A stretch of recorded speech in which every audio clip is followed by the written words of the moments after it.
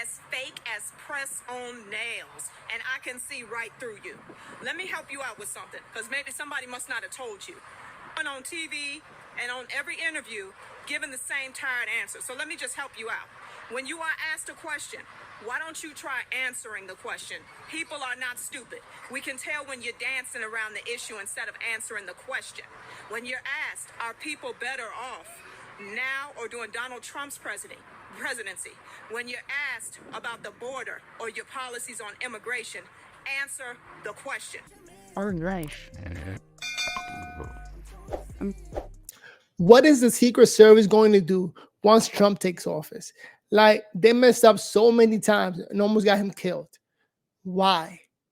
In this video, let's take a look at Jesse Primetime talking about what the Secret Service said when they did a press briefing, talking to the people, talking to the citizens about what just happened and what changes are they making so that it doesn't happen again.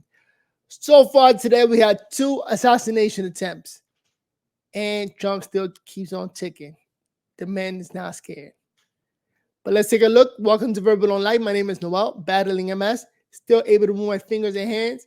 And all I ask for you guys to remember to hit the like button. So like that, we can spread the word and help grow the channel. All right, let's take a look.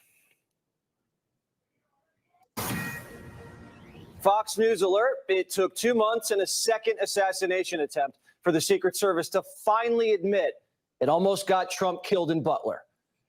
The Secret Service has the main responsibility of building the site plan. We cannot abdicate or defer our responsibilities to others. The Mission Assurance Review has identified deficiencies in the advanced planning and its implementation by Secret Service personnel. Are we going to get the names of these agents that almost got Trump killed? No. You said we were now moving into the accountability phase of this Butler investigation. And is anybody going to get fired? You know, people need to get fired for really doing a bad job.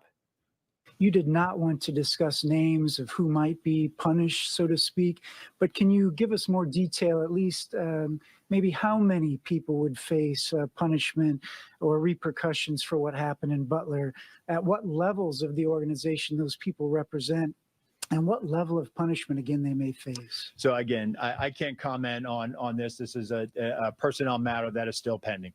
What I will tell you is that I have not asked for anybody to retire. How are we supposed to trust the Secret Service to investigate themselves if they won't even tell us who they're investigating? Thankfully, whistleblowers are leaking. The New York Times is reporting the lead agent in charge of security at the Butler rally is Meredith Bank. Primetime looked all over the internet. New York Times is reporting the lead agent in charge of security at the Butler rally is Meredith Bank. And that's crazy that Jesse Primetime is just putting out her name out there to the public so that everybody knows who she is. Insane. Primetime looked all over the internet for information about Meredith Bank. No photos, no bio. It's all gone. Now, we don't know how qualified Agent Bank is. Was she one of the female agents that former director Kimberly Cheadle was promoting with her DEI agenda? We don't know. Was she one of the female agents that was promoted even after failing tests? We don't know. But Butler was a test, and she failed it. A local SWAT team commander says there was really no direction for Miss Meredith Bank. Secret Service asked for 2 snipers, but never told Butler officials where they wanted them posted. So when locals said, hey, Agent Bank, there's a roof with a direct line of sight to the stage, should someone cover that? Bank passed the buck, said some other unit probably has it covered. This jives with what whistleblowers told Senator Hawley. This individual, the site agent, the lead agent, was known to the Trump campaign to be inexperienced, to be ineffectual, to be frankly incompetent at their job. Well, I'm also told by whistleblowers that on that day, she was not enforcing the normal security protocols. She was not checking people's IDs. She did not use Secret Service agents. Most of the agents there that day were not Secret Service agents. They were Homeland Security agents. And get this, Jesse, most of them had never worked a rally before. And yet this is who she chose to staff the event with, and she didn't train them or integrate them. From top to bottom, it was a total disaster. Wow. During the walkthrough, locals thought Meredith's team was disorganized. Locals notified 2 of Meredith's female agents, saying they didn't have enough assets to secure the AGR building. Meredith's agents told him, don't worry about it. We have it handled. But obviously it wasn't handled. And the question is why? Where were they? Obviously never showed up. Those 2 female agents were named by the New York Times. Mayasati Perez and Dana Dubray. They're already lawyering up, which is weird. It's crazy, man, that he's just putting names out there. Crazy. And one of them has retained Mark Zaid. Secret Service agent Dana Dubray has hired the attorney who represented the CIA whistleblower in Trump's first impeachment. The Ukraine phone call. Joe Biden's CIA buddy who worked with Adam Schiff to trigger impeachment hearings? Yeah, him. He was also the attorney for Vindman, the brother, the Ukrainian army officer who went to war with Trump. He's been involved with litigation around January 6th, Hillary's emails, Princess Diana's death, and even the JFK assassination. Some have accused Zaid of being a CIA plant. Why is a Secret Service agent involved in the Trump assassination attempt hiring an anti-Trump deep state lawyer? What's his agenda? He told Primetime, my role here is to simply ensure fingers are not pointed in the wrong directions and only the true facts emerge. So that's Butler. Now let's go to West Palm Beach, where the Secret Service is congratulating themselves for a job well done. The former president is getting tactical assets. He's getting everything that the former president, that the current president has with respect to Secret Service assets. If he did, the golf course would have been secure in West Palm Beach. Can you tell people what's going on with that? No shot was fired at the former president. The former president was not exposed to where he was on the golf course. And what I've said, and I said this Monday, that the procedures work, the redundancies work, so that high level of protection is working. A Ukraine fanatic with a scoped rifle getting this close to the president isn't working. What's changed from Butler to West Palm? Agents didn't man the roof, and then agents didn't man the gaping hole in the fence. Why did no one within the U.S. Secret Service sweep behind that fence line for threats? They were sweeping ahead, Nicole. So what I just explained is that that lead element was going ahead, sweeping. But was there anyone behind the fence where the road was, sweeping there to see if anyone was in the bushes? Having been there and seen the vantage point, whether they were on the public side or the private side, the bottom line is the individual was detected.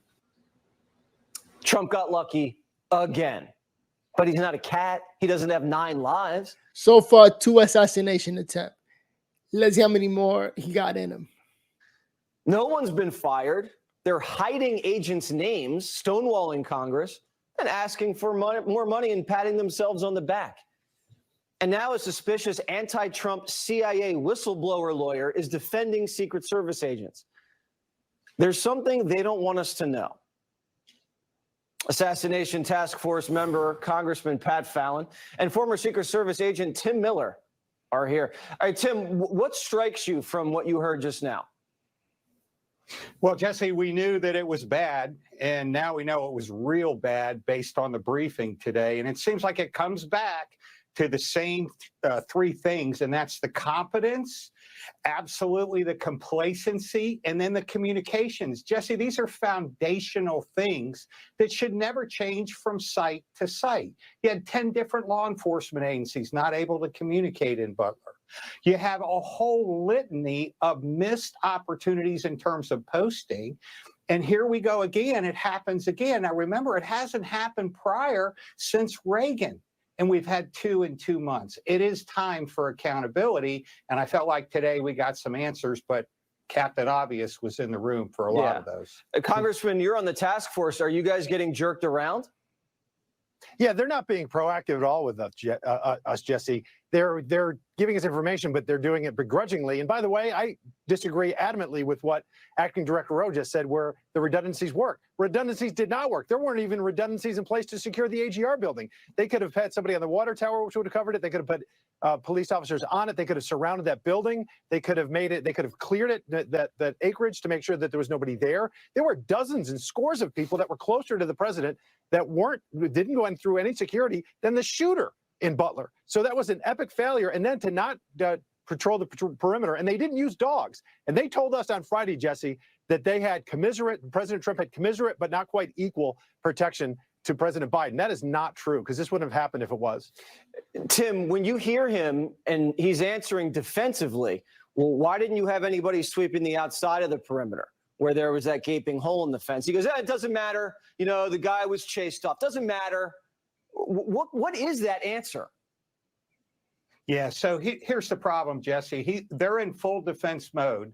And if you think about it, before any of this happened, there were 37 whistleblowers, current agents that came up and said, hey, look, we can't do our mission. All this other stuff is a problem. And so external sweeps, here we go again. Is your perimeter so tight in that somebody with a rifle can access and fire at the president? And here we go. If it wasn't for God's grace, there would have been a shot.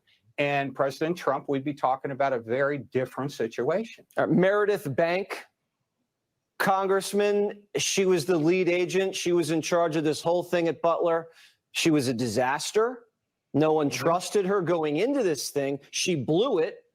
And we're just finding out now what her name is. She hasn't been fired. We only know her name through a leak. How is that possible? Who is this woman? Well, because they're covering their backside. But it's a lot easier, Jesse, to prevent these things from happening than reacting to them. So clearly, anybody that came up with that site plan and signed off on that site plan in Butler should be fired forthwith. And that hasn't happened yet, because these are federal bureaucrats. And the people that dug the hole ain't getting you out. We need top-to-down new leadership within the Secret Service to make them the most elite protection agency in the world. And they're not that right now. Yeah, I don't trust having Meredith Banks still in the Secret Service. I don't even care if she's at a desk. She has access to a computer. She's talking to other people. I want her out of there. I want her as far away from the investigation as is possible, because she does not belong there. You cannot trust her. And with the way the Secret Service has been covering things up on January 6th, and now this stonewalling job, I don't trust anything they're doing. And that's why the task force has to be really tough on these people. Thank you guys so much. Amen. I'm glad we're finally starting to get a little bit more visibility here. Yeah, man, they got to come out with it. What the hell are they doing? Like, this is the worst job. Why? Now it's starting to look like they're doing it on purpose. Thanks, Jesse. God bless. Thanks, Jesse. Senior advisor for President Trump, Alina Habba, is here now. It's just mind-boggling, Alina, how these people continue to congratulate themselves and act like this is just a normal Washington scandal. Are you surprised, Jesse? No. I'm conflicted. I'm going to be honest with you. I know the Secret Service agents that are directly working with President Trump and our team, and they keep us as safe as they possibly can. But when you are limiting assets, when you are denying requests, and when there's investigations that are being blocked, that's where you lose me. So I want to be clear on where I stand. I love the agents that help us. I love police and anybody that devotes their time away from their family to protect all of us. That includes the police, because as you know, we don't defund the police. But we got a real problem here. We have politics that are now getting involved with safety. No president in this country, and I mean no president, Republican or Democrat, should be in this situation, not once but twice. It's an embarrassment to our country. It's an embarrassment to President Trump.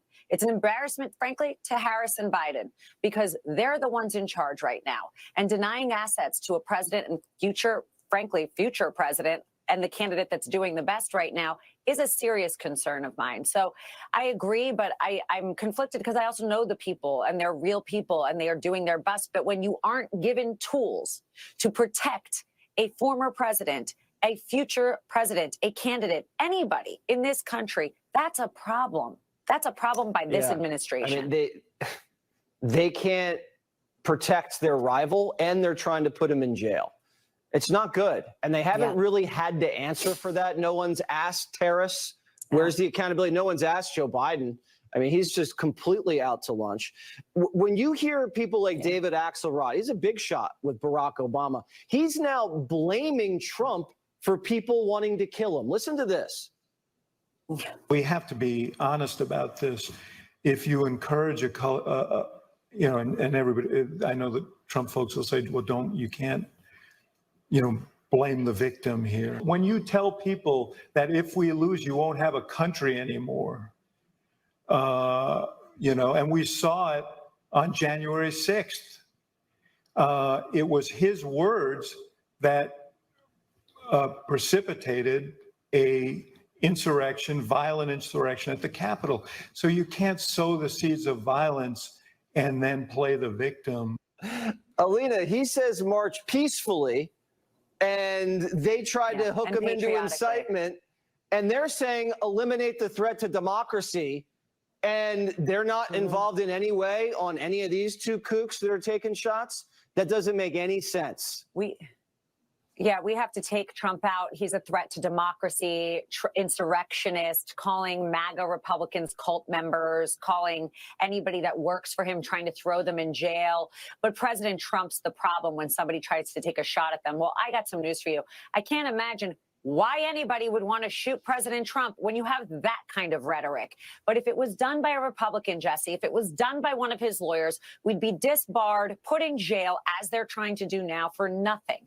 It's absolutely insane. And the rhetoric is coming from the left. It is. And if you have any doubts, the GOP put out this great thing on Instagram. I saw it the other day. It had every quote about how they come out, and Hollywood and all of these people anti-Trump with the rhetoric, the name calling. If you're his lawyer, you're immediately, going to get disbarred. All these things. This is the sickness that they are poisoning our country with. Meanwhile, MAGA Republicans, quote unquote, want to do one thing, and that is make America great again. We don't want to hurt people. We want to save this country from the open borders and everything that Kamala has done. While meanwhile, Jill Biden, not Joe, is hosting events at the White House today. That was something. All right, President Jill Biden, everybody. Hail to the chiefstress. Yeah. Thank you so much. They say she's the one running the country, not really Joe Biden.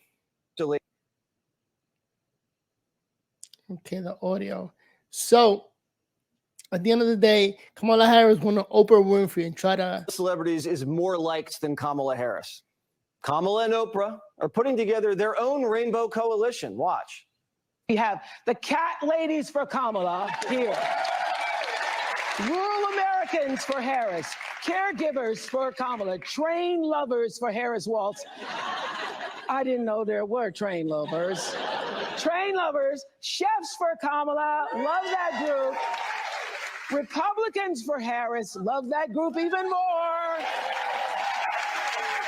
We've got Swifties. Where are you? Swifties for Kamala. Yeah, the audience was all lathered up. Meryl and the train lovers were ready to rock. All Kamala had to do was answer the one question she hasn't been able to answer yet. We really would love to know what your plan is to help lower the cost of living. Yeah. You know what? I'm going to give Harris credit for being able to just talk around the question. She went ahead and just mumbled for like a good, 5 minutes, 10 minutes, and not answer the question. Check it out. First of all, thank you both for being here. And yours is a story I hear around the country as I travel. And in terms of both rightly having the right to have aspirations and dreams and ambitions for your family, and working hard and finding that the American dream is, for this generation and so many recently, far more elusive than it's been. The question, answer the question. What the hell is she talking about? And we need to deal with that. What? Kamala's running on solving the problems she created, but won't tell us what the solutions are. Is she unwilling or just unable to answer the questions? Crazy. Both. At least Kamala's husband has an answer. It's all Joe Biden's fault. for those who may criticize and say, well, she hasn't done that her 3.5 years in office as vice president, do you think that's unfair? Yeah, she's the vice president, not the president. So, you know, the vice president is there as part of the administration, not leading the administration. Kamala had no influence on Joe Biden. The Easter Bunny gives Biden directions, not the VP. No. The only thing Kamala is good at is telling Americans not to vote Trump. And even with that, she's losing her touch. Not everybody, like my opponent, was handed $400 million on a silver plate that he filed bankruptcy 6 times on. If all else fails, tell the audience you're Clint Eastwood. These are just common sense. I thought it was so powerful at the convention when you said you have guns. No, at the debate. I'm a gun owner. Tim Walz is a gun. I did not know that. If somebody breaks in my house, they're getting shot. Yes. Says the lady that got Secret Service agents protecting her 24/7. Yes, I hear that. I hear that. Probably should not have said that. But my staff will deal with that later. Yeah. So Kamala is now a gunslinger who loves America. We love our country. I love our country. I know we all do. That's why everybody's here right now. We love our country. Right. We take pride in the privilege of being American. We are an optimistic people. We are an optimistic people. Americans, by character, are people who have dreams and ambitions and aspirations. We believe in what is possible. We believe in what can be. Oprah tried stepping in and putting a finer point on her nonsense, but she just ended up insulting half the country. Listen. For all of you watching who are still on the fence, you're in the middle, you're independent as I am, or whether you're just still don't know what you're going to do. Why do people who wants to speak to the broad audience talk about being independent? She's no independent. She's a Democrat. Those are the people giving her money, in my opinion. This is the moment for all decent people, all caring people who want the best for yourself and you want the best for other people. Oprah's an independent like Kamala's a gun-toting patriot. This was worse than the Meghan Markle interview. It's too fluffy to persuade anybody. America won't feel comfortable voting for Kamala Harris unless she puts herself through a gauntlet of real questions. If she keeps hiding behind Oprah and others, voters aren't going to trust her. Joe Concha is a Fox News contributor. So how do you think the Oprah interview will change this race? Wow, where to begin here, Jesse? I think it's a decided watershed moment in this race because those clips have gone viral today. People finally got to see who Kamala Harris is again. And those sound bites from Kamala were the most insanely idiotic things I have ever heard. Yeah. At no point during her rambling, incoherent responses did she come close to anything resembling a rational thought. Everybody who's watched those clips now is now dumber for having heard them. It was like watching a Miss Teen USA where actually the contestant is drunk. And that's the only conclusion you can make with those answers. And you played that one clip where the couple said, how are you going to bring down costs? Right? And then it became Seinfeld. It became a show about nothing, a stream of consciousness of bumper stickers, basically, around hopes and dreams. And then she says, I'm going to give you a $25,000 cash handout for anybody who wants to buy a new home. The problem is they said they were underwater on their mortgage. They're not eligible for it. So she speaks for so long, you forget what the question is, and then you realize she didn't answer the question. What about when she says, if anybody breaks into my house, they're going to die? Right. She wanted to grab guns from people just 4 years ago, and now she's saying that I will shoot you dead if you come into my house. What kind of gun does she own, by the way? Is anybody ever going to ask her that? No, we'll never know. And I thought maybe Doug might have the gun, but I guess he lets the wife keep the gun, which is totally manly. It's the most manly thing you can do. Yeah. Oprah Winfrey, does she have the pop to put this person over the top? No, not anymore. This is 1994. Even with Jennifer Lopez and Chris Rock and Ben Stiller, is that going to move the needle? You know what? I feel bad for the people that actually does move after this. You got to say it the right way, the Oprah way. Bryan Cranston, Jennifer Lopez. I forgot Joe Concho. Exactly how jarring that was, right? So look, this shows that Democrats are the party of elites. They're not your daddy's donkeys anymore. And when you see the Teamsters, the rank and file support Trump by about 2-to-1 margin, it shows that he is the man of the working man and woman in places like Pennsylvania and Michigan, where you have a huge Teamsters influence, by the way. So I think that this does not move the needle. In fact, I think it repelled a lot. And here's the final stat for you. About 10,000 people were watching this streaming live. Donald Trump does Gutfeld at 10 o'clock on a Wednesday, and 5 million people tune in. What's that? And tell no you? one knew Trump was going on Gutfeld. That's right. They only promoted it after they taped it, which was like at 3 or 4. Yeah, a couple hours. So there you go. Crazy. It's like, I think I'd rather see Trump on Gutfeld than Kamala on Oprah. I think a lot of people. You know what? Now I feel like people who do vote for Harris are only doing it to say that, hey, I'm a Democrat no matter what, regardless who it is, because it's not a good candidate. And we know that the deep states are going to be the ones running the country, not no executive at the White House. People feel that way, yes. All right. But I don't ever want to see Gutfeld. Only when Trump's on. There you go. If Trump's not on, I'm not watching. Now that's a colleague right there. I love him. 5. Thanks so much, Joe Concho. Breaking news on. Oi, gente, tudo bem com você? All right, we're going to leave it there.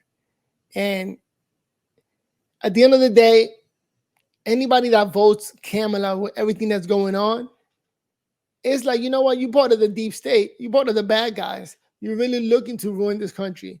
Because a lot of people are saying, you know what? Trump is not going to do anything. Why vote him in? He's not going to do anything. He's just making a bunch of promises. But I want to see him try. That's it. I need somebody to try to do all the promises that he made. He's a non-politician, and he's aligned with a whole bunch of other people that are non-politicians, like Elon Musk and Vivek Ramaswamy, and they actually have the probability of getting it done more so than a politician in office that just wants to go to war with the rest of the country. I'm sorry, with the rest of the world, and they just destroying slowly but surely destroying this country. So let me know what you think. I think Trump deserves a try, another try to finish the war, see what he can do with deportation, and see what he can do with his promises. You know? Verbal or life. After everything they tried to do to stop this man, including an assassination attempt, this is how he's going to walk out after he wins.